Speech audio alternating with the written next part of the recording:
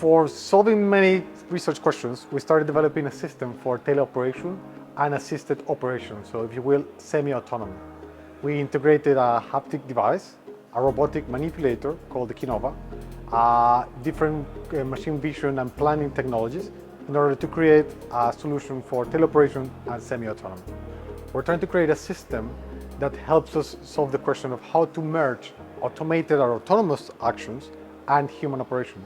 We don't know how to do this yet, and hopefully having a system for teleoperation and assisted operation helps us do that. So the area we're trying to focus on to solve a problem are glovebox operations, to try to solve problems of sorting, segregation, and any type of task that we do in gloveboxes. So we hope that the impact of this technology and pushing it forward in the TRL level will help operators perform faster and better tasks inside gloveboxes in the safe way that they are doing it now, but more.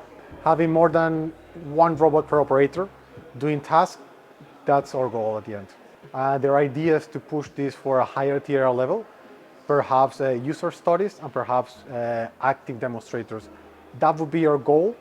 And if we can extend it to other applications, similar to having more than one robot on a glovebox, having humans and robots working together in the glovebox, and any type of combination that at the end makes all this better, as safe, that will be our goal.